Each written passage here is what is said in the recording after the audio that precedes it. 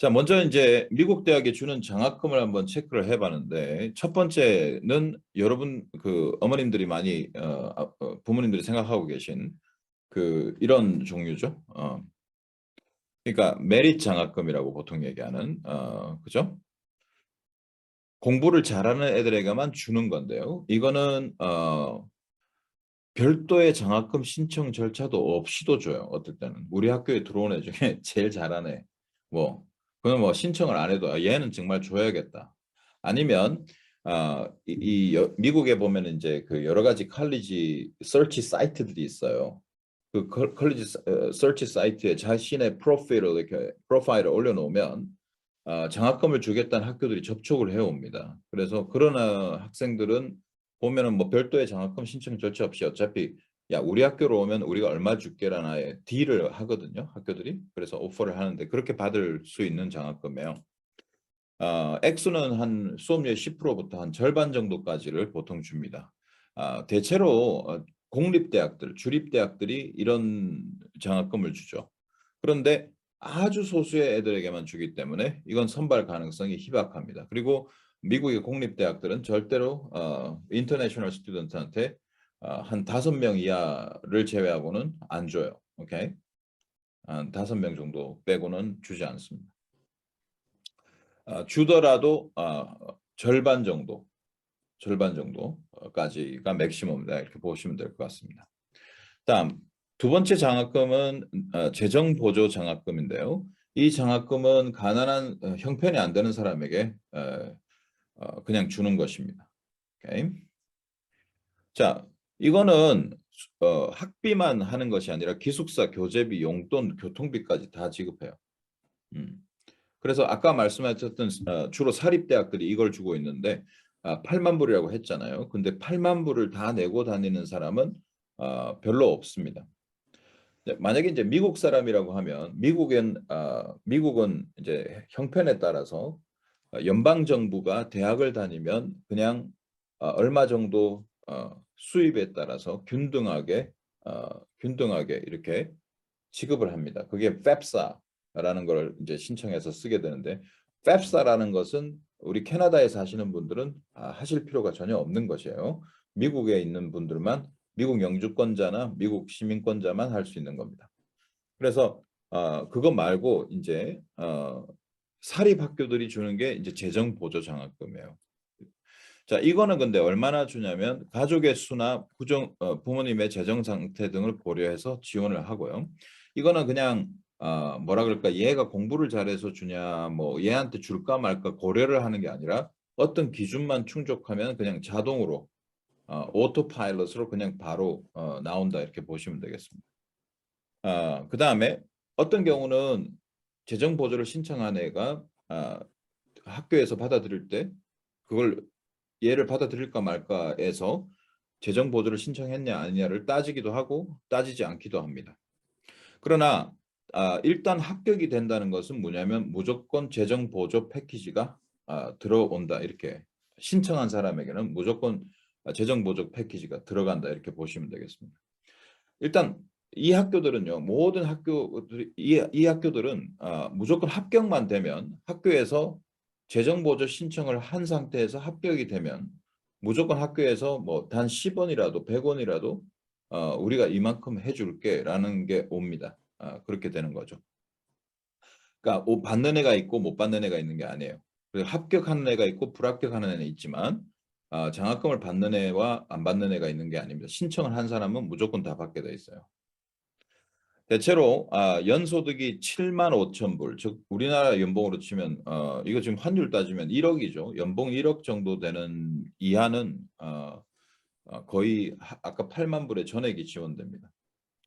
그 다음에 단계에 따라서 7만 5천에서 한 15,000불, 15만 불, 15만 불에서 20만 불 이렇게 계속 구간이 있는데 그거에 따라서 한 15만 불 이하 그러니까 연봉이 우리나라 돈 따지면 한 1억 8천 이하들은 절반 이상의 지원된다 이렇게 보시면 되겠습니다. 아까 그 8만 불 중에 그러니까 8만 불 중에 전체를 다 내고 다니는 사람은 별로 없다 이렇게 생각하시면 되겠습니다.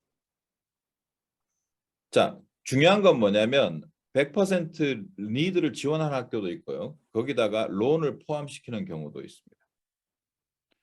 자, 다음으로 가보죠. 자, 입학을 시킬 때 아까 말씀드렸는데, 그러니까 사립대학들은 입학을 시키면 무조건 다 준다고 했죠. 신청을 한 사람에게. 뭐 그거 따지지 않아요. 그냥 무조건 다 줍니다. 근데 그러면 입학을 이제 시킬 때 재정보조 신청한 사람을 상관없이 뽑을 수도 있고 그냥 그 사람 안 뽑을 수도 있겠죠. 그래서 상관없이 뽑는 걸 우리가 니드 블라인드 학생 선발 시스템이라고 해요.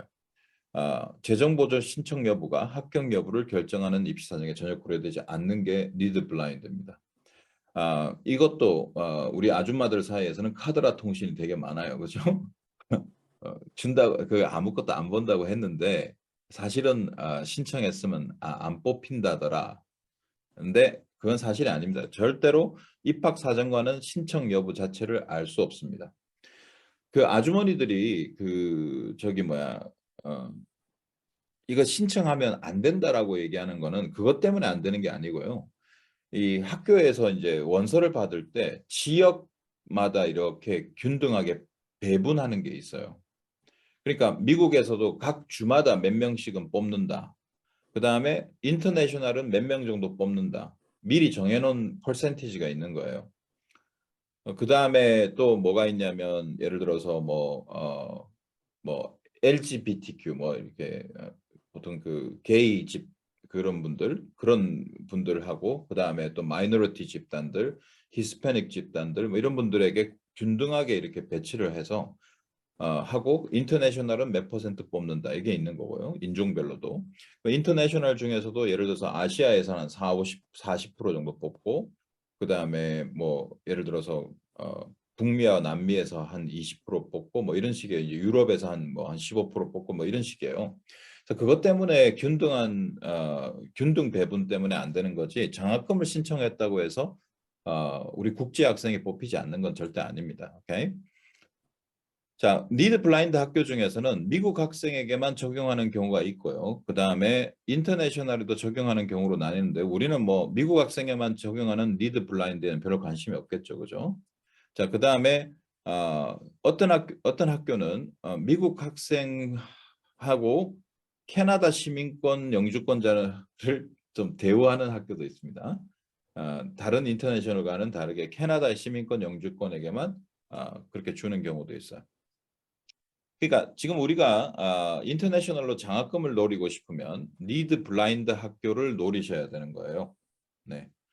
니드 어웨어가 되면은 갑자기 재정 보조 신청을 하게 되면 갑자기 합격률이 급격하게 떨어집니다. 제 생각에는 별로 가능성이 없다고 봐도 될 것 같아요. 그죠? 그 다음에 그 똑같은 말이죠, 그죠? 넘어갈게요. 그러면 지금 현재 우리가 이제 장학금을 신청하실 때 중요한 건 뭐냐면 인터내셔널에게도 주느냐, 그죠? 그 다음에 입학을 합격 불합격을 판정할 때 그걸 신청한 것이 영향을 미치느냐, 그죠?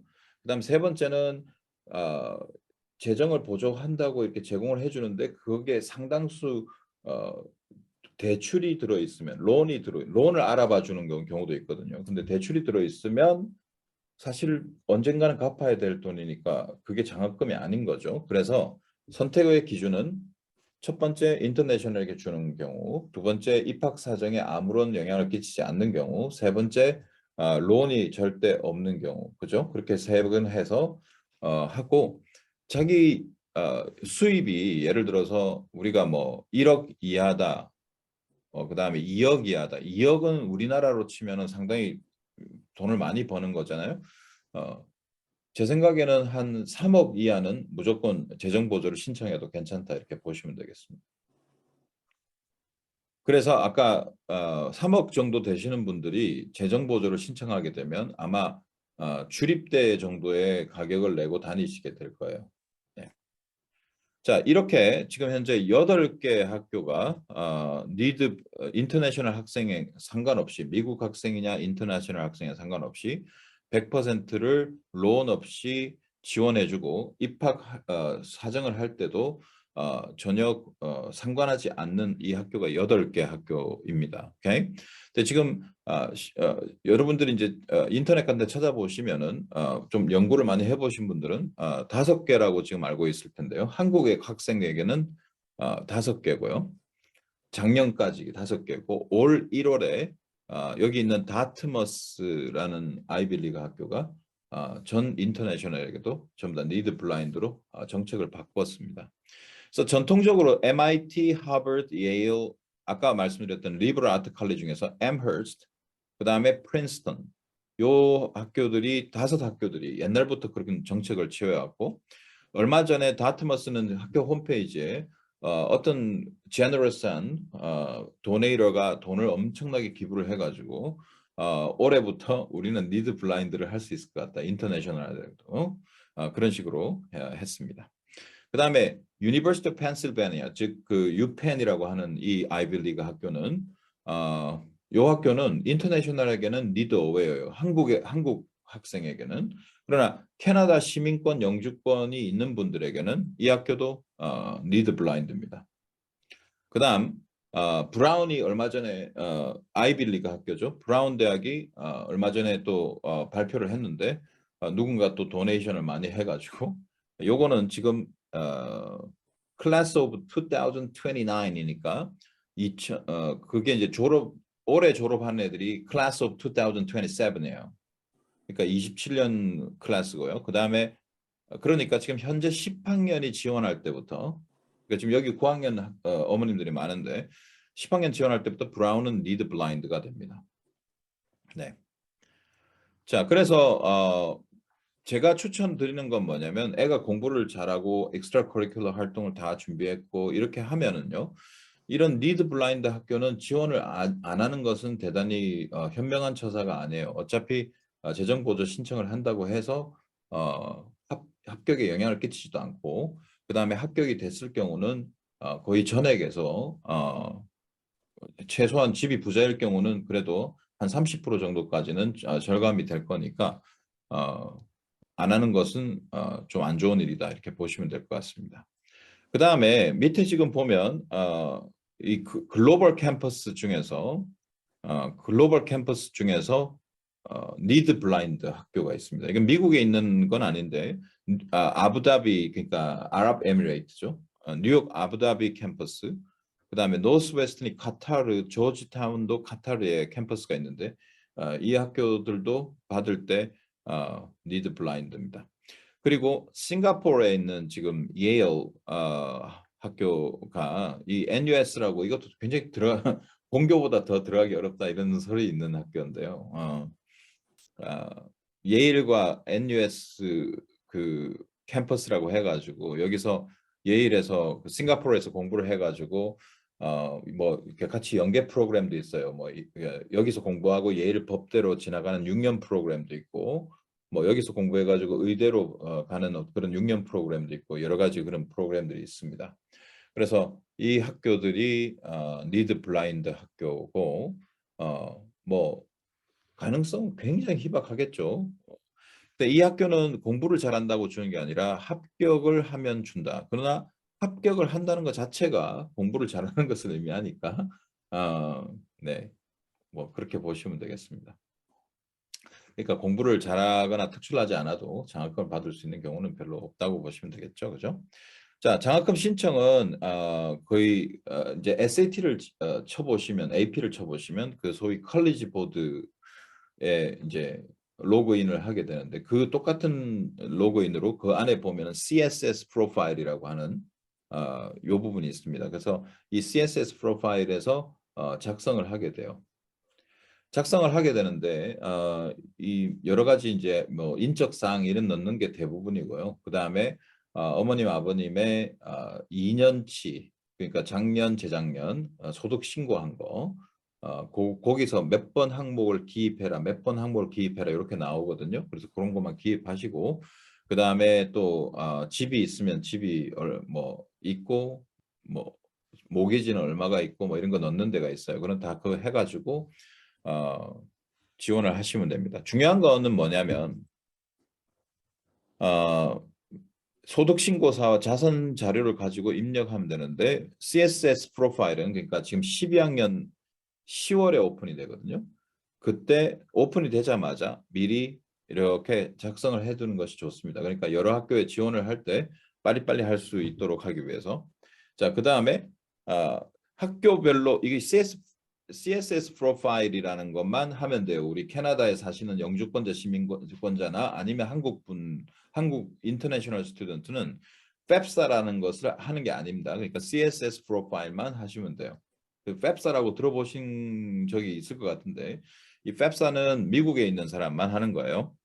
그 다음에 CSS 프로파일을 제출을 이미 했는데도 학교마다 또 어떤 애 추가로 재정 신청서를 작성해야 되는 경우들이 있습니다. 그러니까 그 경우는 이제 해야 되는데 이 두 개가 가장 중요한 건 뭐냐면 원서 마감 전까지 해야 되고 일단 원서를 낼 때 재정보조 신청을 안 했으면 그 말은 무슨 말이냐면 나는 100% 돈 다 내고 다니겠다는 것을 4년 내내 다니겠다는 것을 말한 거니까 그 다음부터는 재정보조 고려가 안 됩니다. 반드시 원서를 내는 날 같이 내야 된다. 그게 중요합니다.